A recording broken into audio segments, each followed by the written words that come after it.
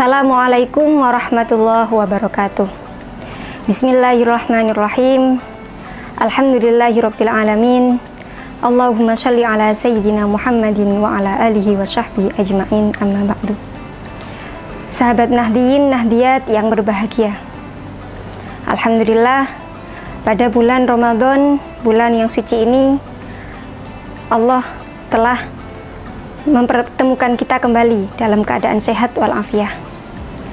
Hadirin yang berbahagia, pada bulan Ramadan Allah telah menyiapkan banyak sekali hikmah, keistimewaan, serta keutamaan yang dikhususkan untuk orang-orang yang berpuasa, khususnya umat Nabi besar Muhammad Shallallahu Alaihi Wasallam.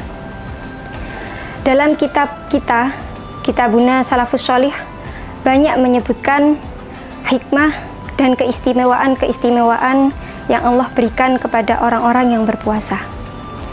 Di antaranya adalah yang pertama, puasa menjadi junnah, atau dalam bahasa Indonesianya, puasa adalah benteng, pagar bagi orang yang berpuasa. Pagar maksudnya atau junnah tersebut merupakan benteng dari perbuatan-perbuatan jelek dan maksiat. Seperti biasanya orang kalau tidak puasa itu suka marah-marah. Dengan adanya puasa, dia ingat kalau dia puasa nggak jadi marah. Oh iya, saya puasa, nggak jadi marah. Selanjutnya, puasa memiliki pahala yang spesial, khusus, serta dirahasiakan oleh Allah.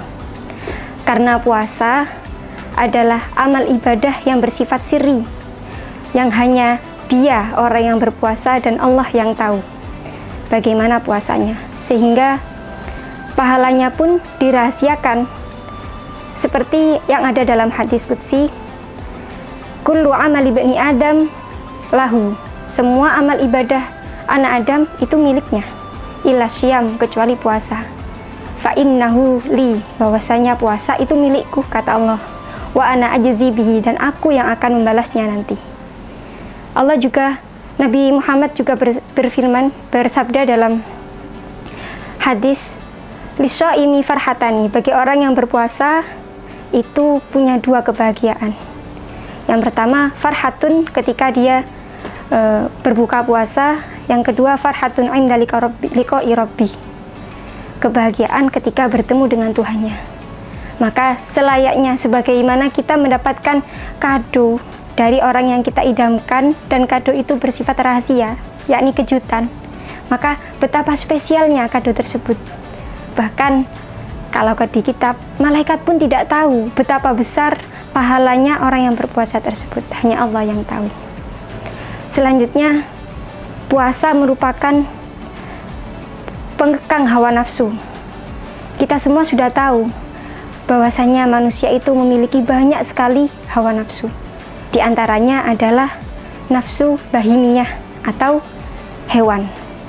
Kadang-kadang manusia itu sama seperti macan yang sangat buas. Kadang dia serakah seperti buaya. Kadang dia suka marah-marah seperti serigala. Yang mana semua itu dia mirip dengan binatang. Maka dengan adanya puasa ini menjadi acuan untuk mengekang hawa nafsu.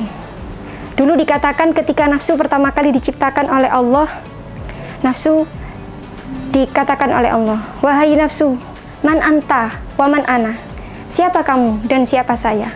Kata nafsu, ana wa anta, saya, kamu.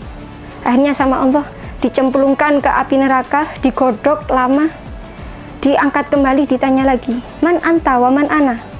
Jawabannya sama. Seperti itu dilakukan terus sampai berulang-ulang kali. Nafsunya tidak dikasih makan, tidak dikasih minum, tidak dituruti keinginannya. Baru ketika nafsu tersebut lemah, Allah menanyainya lagi, wahai nafsu, man ana wa man anta, siapa saya dan siapa kamu? Baru nafsu tersebut menyerah dan berkata, anta rabbuk, anta rabbi wa ana abduk, engkau adalah Tuhanku dan aku adalah hambamu. Begitu juga manusia, ketika dia sudah sering berpuasa, melatih dirinya, melatih hawa nafsunya, maka hawa nafsunya akan tunduk pada kewajiban-kewajiban Tuhannya, seperti itu. Selanjutnya, hikmah puasa dan keistimewaan puasa, khususnya di bulan Ramadan, adalah setan semuanya ditahan oleh Allah. Sehingga pada bulan Ramadan ini tidak ada setan berkeliaran. Sekarang pertanyaannya, banyak para generasi milenial berkata, banyak orang puasa di bulan Ramadan pula, tapi dia tetap maksiatnya jalan. Maka bagaimana itu? Padahal setannya sudah dikengkang, nafsunya juga sudah ditahan, tapi kenapa kok dia masih tetap maksiat? Maka jawabannya, karena dia terlalu sering menuruti hawa nafsu, sehingga nafsunya menjadi kuat. Sebagaimana orang yang sudah belajar mobil atau belajar sepeda motor, meskipun pelatihnya sudah mengajari sekali, pelatihnya pulang, kalau dia sering belajar, dia sering mengendarai motor atau mobil, dia akan bisa berjalan sendiri, meskipun pelatihnya sudah tidak ada.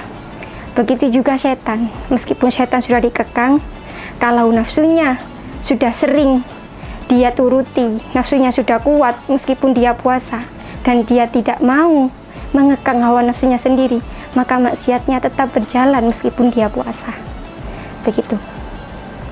Maka para nahdiyin dan nahdiyat yang berbahagia, seyogianya bagi para nahdiyin dan nahdiyat, khususnya generasi milenial, untuk menjadikan Ramadan ini sebagai momen atau kesempatan untuk memperbaiki akhlak, mengisi waktu di bulan Ramadan dengan memperbanyak karya-karya, berinovasi, menjadi bermanfaat untuk sesama.